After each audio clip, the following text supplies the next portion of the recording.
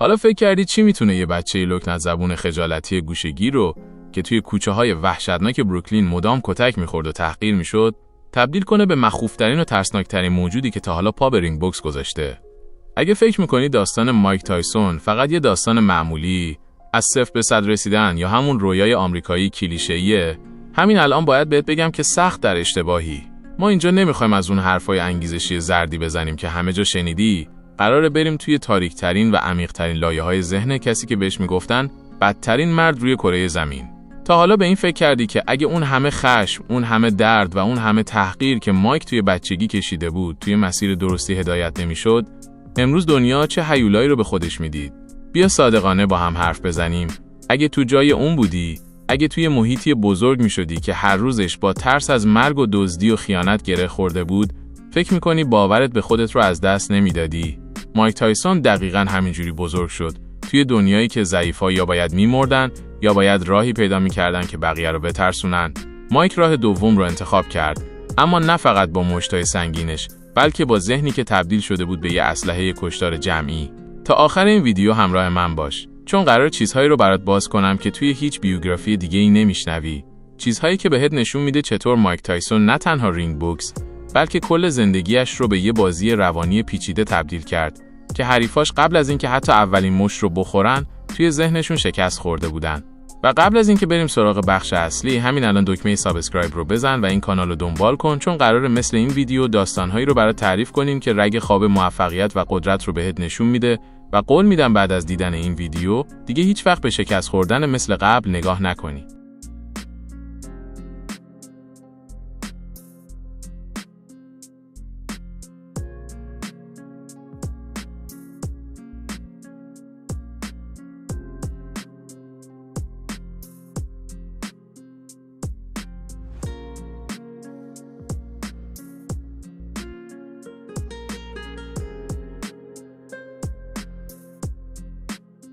همه چیز از یه خونه‌ای به شدت فقیرانه شروع شد، جایی که فقر فقط یه کلمه نبود، یه سبک زندگی کشنده بود. مایک کوچولو اونقدر بی‌دفاع بود که حتی قدرت دفاع از کبوترهایی که عاشقشون بود رو هم نداشت. آره، درست شنیدی، کبوتر. همون موجودات ظریفی که باعث شدن اولین بار اون خشم خفته توی وجود مایک فوران کنه. وقتی یه قلدر کبوتر مایک رو جلوی چشماش میکشه، انگار یه چیزی توی روحش برای همیشه شکست و دوباره ساخته شد. اون لحظه نقطه عطفی بود که مایک بچه مرد و مایک بوکسور متولد شد. اما داستان اینجاست که مایک خیلی زود فهمید برای قهرمان شدن فقط داشتن بازوهای قوی کافی نیست. اون به یه مربی نیاز داشت، کسی که بتونه اون خشم افسارگسیخته رو مثل بنزین بریزه توی موتور یه ماشین جنگی. و اینجاست که سرنوشت کاس داماتو رو سر راهش قرار داد. فکر کن داماتو چقدر هوشمند بود که وقتی اولین بار مایک رو دید، به جای اینکه بگه این بچه چقدر خشمه، گفت این بچه میتونه پادشاه جهان بشه. این اعتماد به نفس چیزی بود که مایک تا اون روز تو خوابم ندیده بود. توی این مسیر مایک یاد گرفت چطور از ترس حریفاش تغذیه کنه. اون میدونست که اگه با اون نگاه خیره و بیرحمانش به چشمهای حریف نگاه کنه، اونا قبل از شروع راند اول 10% از قدرتشون رو از دست میدن. این بوکس نبود، این یه جور هیپنوتیزم بود. اما چرا همه فکر میکنن مایک فقط یه بوکسور خیابونی بود؟ حقیقت اینه که اون توی کتابخونه داماتو صدها ساعت درباره تاریخ جنگ و روانشناسی رهبران بزرگ مطالعه می‌کرد. مایک داشت برای یه جنگ واقعی آماده می‌شد، نه فقط یه مسابقه که تهش یه کمربند قهرمانی بگیره. اون می‌خواست ثابت کنه که هیچ کس هیچ وقت نمیتونه دوباره به اون احساس حقارت دوران بچگیش دست پیدا کنه. حالا تو به من بگو، فکر می‌کنی اون همه تمرکز و اون همه فداکاری برای رسیدن به قله ارزشش رو داشت که مایک جوونیش رو اینطوری توی باشگاه‌های تاریک بگذرونه؟ یا شاید این بهای سنگینی بود که برای جاودانه شدن پرداخت کرد؟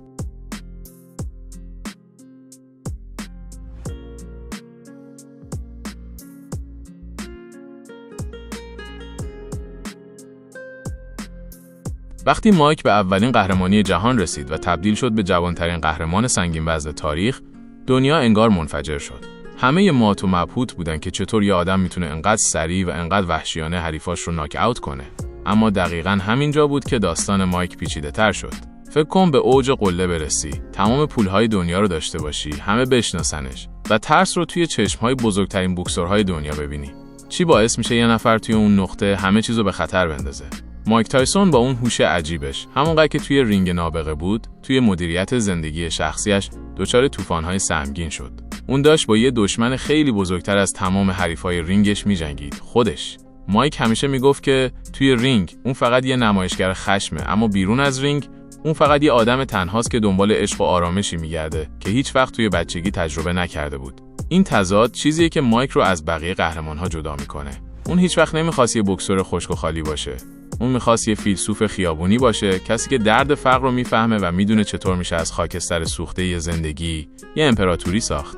اگه تو جای مایک بودی، با اون حجم از فشار رسانه‌ها، توقعات مردم و اون همه ثروت که یهو سر راهت سبز میشه، میتونستی خودت رو گم نکنی.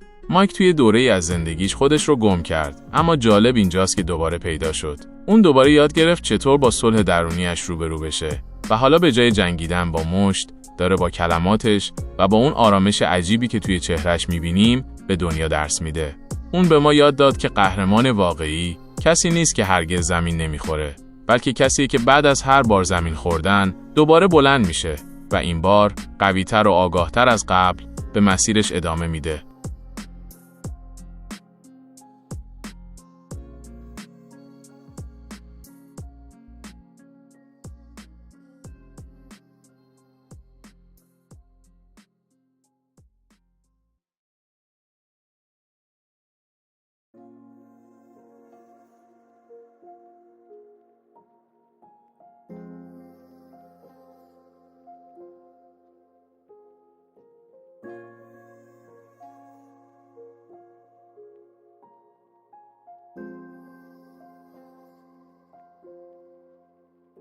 اما صبر کن، قضیه فقط همین نیست.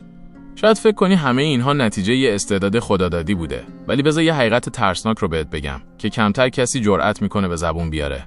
مایک تایسون در واقع محصول یه سیستم مهندسی شده یه خشم بود. کاست داماتو، اون پیرمرد مرموز، دقیقاً میدونست داره چیکار میکنه. اون مایک رو نه به عنوان یه بوکسور، بلکه به عنوان یه سلاح انتقام تربیت کرد. اگه مایک اون دوران سیاه رو نداشت، اگه اون همه تحقیر رو نچشیده بود، آیا اصلا اون درندگی خاص رو پیدا میکرد؟ این یعنی تو هم میتونی از بزرگترین زخم‌های زندگیت سکوی پرتابت رو بسازی. حالا بیا یه نگاهی به اون شب‌های وحشتناک توی زندون بندازیم، جایی که همه فکر میکردن مایک دیگه تموم شده. مایک قدرتمند حالا توی سلول انفرادی نشسته بود. فکر میکنی اونجا چی کار میکرد؟ گریه میکرد؟ نه، اون شروع کرد به خوندن کتاب‌های عمیق و فلسفی، از ماکیاولی گرفته تا داستان‌های فاتحان بزرگ تاریخ. مایک اونجا توی زندون در واقع داشت ذهنش رو برای یک بازگشت افسانه‌ای تمرین میداد. اون میدونست که اگه نتونه بر ذهنش مسلط بشه، هیچ کدوم از اون مشتای آهنین به دردش نمیخوره. این دقیقاً همون چیزیه که 99% آدم‌های معمولی نمیفهمن. اونا فقط قهرمانی رو توی رینگ میبینن، اما اون قهرمان واقعی توی تنهایی و توی تاریکی شب ساخته میشه. تو هم همین الان توی یه نبرد بزرگ هستی، مگه نه؟ شاید نبرد تو نه توی رینگ، بلکه توی محل کار، توی درس یا حتی توی رابطه‌های عاطفیت باشه. اون نبرد درونی که هیچ کس دیگه ازش خبر نداره. آیا تو هم داری مثل مایک اون دردها رو به سوخت پیشرفت تبدیل می‌کنی یا گذاشتی که اونها تو رو از پا در بیارن؟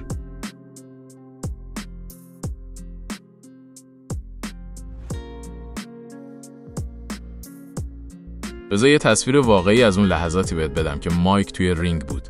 اون وقتی وارد رینگ میشد، اونقدر ترسناک بود که داورها هم ازش وحشت داشتن. حریفاش وقتی به چشمای اون نگاه میکردن، انگار داشتن به اعماق یک جهنم زنده خیره میشدن. اما راز این ترس چی بود؟ مایک همیشه میگفت من میخوام روح حریفم رو بشکنم. اون به بوکس به چشم یک ورزش نگاه نمیکرد، اون به بوکس به چشم یک شطرنج مرگبار نگاه میکرد. اون دقیقاً میدونست هر کدوم از حرکات حریف چه واکنشی در پی داره. این یعنی تسلط کامل بر محیط. حالا فکر کن اگه توی کار و زندگیت همینقدر متمرکز بودی، اگه هیچ چیزی نمیتونست تمرکزت رو از هدفت بگیره، چی میشد؟ مایک به ما یاد میده که برای برنده شدن باید وسواس داشته باشی. باید جوری روی هدفت متمرکز بشی که انگار هیچ چیزی توی دنیا غیر از اون وجود نداره. مایک تایسون علیرغم تمام حاشیه‌ها، علیرغم تمام اشتباهات وحشتناکی که انجام داد، یه درس بزرگ برای همه ما داره. اون هیچ وقت خودش رو فریب نداد. اون همیشه با حقیقت تلخ خودش روبرو شد. حتی وقتی همه ازش متنفر بودن، حتی وقتی همه فکر می‌کردن اون یه هیولاست، اون ایستاد و گفت من اینم، با همین نقص‌ها، با همین زخم‌ها. این یعنی قدرت واقعی، پذیرشی کامل خودت، حتی در زشت‌ترین حالتش. و تو، آیا جرأت داری با زشتی‌ها و نقص‌های خودت روبرو بشی و با اونها یه نسخه بی‌نظیر از خودت بسازی؟ یا ترجیح میدی پشت نقاب‌های دروغین قایم بشی؟ حالا که تا اینجا اومدی، بذار یه سوال جنجالی دیگه ازت بپرسم که شاید مسیر نگاهت به زندگیت رو برای همیشه عوض کنه. تو حاضری چه چیزی رو توی وجودت قربانی کنی تا به اون هدفی برسی که همه فکر میکنن غیر ممکنه؟ مایک تایسون، اون بچه فقیر بروکلین، ترس‌هاش رو قربانی کرد، خجالتش رو قربانی کرد و حتی بخشی از روح لطیفش رو قربانی کرد تا بشه یه نماد. تو چی؟ تو برای رسیدن به رویاهات چقدر حاضری هزینه بدی؟ داستان مایک فقط داستان بوکس نیست، داستان اراده است. داستانی که بهمون میگه فقر، محیط و حتی گذشته‌ای که توش گیر کردی نمیتونه سقف پروازه تو رو تعیین کنه مگر اینکه خودت بخوای. این قدرت ذهنه که به مایک اجازه داد وقتی همه فکر میکردن تموم شده دوباره برگرده و باز هم همه رو شگفت زده کنه. مایک تایسون به ما نشون داد که هیچ وقت برای تغییر کردن دیر نیست، هیچ وقت برای دوباره ساخته شدن دیر نیست. اون از یه پسر بچه که توی لجن‌های خیابون دست و پا میزد رسید به جایی که اسمش مترادف شد با قدرت مطلق. و حالا تویی که داری این ویدیو رو میبینی دقیقاً توی همون دوره‌ای هستی که خیلی‌ها هستن. یا میتونی همینجا متوقف بشی و بگی خب داستان جالبی بود و برگردی به روال عادی زندگیت، یا میتونی این درس‌ها رو برداری و از همین امروز کوچکترین قدم رو برای ساختن ورژن قهرمان خودت برداری. یادت نره مسیر موفقیت پر از سنگ و کلوخه، درست مثل کوچه‌های بروکلین، اما قهرمان کسیه که حتی وقتی پاش روی سنگ‌ها میخوره و زخمی میشه، نگاهش رو از روی قله برنمی‌داره. پس اگه این داستان روی تو هم تأثیر گذاشته، اگه تونستی اون رگه‌های از تلاش و اون آتش درونی رو توی خودت حس کنی، همین الان این کانال رو دنبال کن. چون ما قراره توی این مسیر پرچالش همراه هم باشیم و بزرگترین درس‌های زندگی آدم‌های بزرگ رو با هم مرور کنیم. برای اینکه هیچ وقت داستان‌های بعدی رو از دست ندی، حتما روی دکمه سابسکرایب کلیک کن و این ویدیو رو برای اون دوستی بفرست که فکر میکنه همه چیز براش تموم شده و نیاز داره بدونه که چطور میشه از خاکستر دوباره متولد شد. تو قهرمان داستان خودت هستی، فقط کافیه مثل مایک اون خشم درونت رو به هدفت گره بزنی و تا رسیدن به قله دست از تلاش برنداری. این پایان داستان مایک نیست، این تازه شروع مسیر خود توئه. ممنونم که تا این لحظه کنار من بودی و با دقت به این سفر عمیق گوش دادی. امیدوارم که از این به بعد هر بار که به آینه نگاه میکنی اون قهرمانی رو ببینی که مایک تایسون هم روزی اون رو توی خودش پیدا کرد. یادت باشه دنیا با آدم‌های معمولی نیازی نداره. دنیا تشنه دیدن قهرمان‌هایی که از دل سختی‌ها بیرون اومدن. پس بلند شو، بجنگ و اون چیزی رو که مال توئه با قدرت از زندگی بگیر. حالا که این همه راه رو با هم اومدیم، میخوام یه رازی رو بهت بگم که شاید زندگیت رو متحول کنه. دنیای واقعی، دنیای ضعیف‌ها نیست. دنیای کسایی که اونقدر زخم خوردن، اونقدر تحقیر شدن، اما به جای عقب نشینی تبدیلش کردن به انرژی برای پیشروی. تو الان توی چه مرحله‌ای هستی؟ داری برای رویاهات می‌جنگی یا هنوز داری از سایه‌های گذشتت فرار می‌کنی؟ همین الان توی کامنت‌ها برام بنویس که بزرگترین چالش زندگی تو چیه و چطور می‌خوای مثل تایسون اون رو به فرصت طلایی تبدیل کنی. من تک تک کامنت‌ها رو می‌خونم و شاید تو سوژه ویدیوی بعدی ما باشی. یادت نره اینجا فقط یه کانال نیست، اینجا یه باشگاه برای ذهن‌های برتره. پس اگه میخوای بخشی از این قبیله موفقیت باشی، عضوی این خانواده شو. ما قراره اینجا یاد بگیریم چطور از دل هیچ همه چیز بسازیم. منتظر داستان تو هستم. پس همین الان کامنت بذار و بزن روی دکمه دنبال کردن، چون قراره چیزهایی رو اینجا یاد بگیری که هیچ دانشگاهی بهت یاد نمیده. حالا برو بیرون و نشون بده که تو هم میتونی یه افسانه باشی.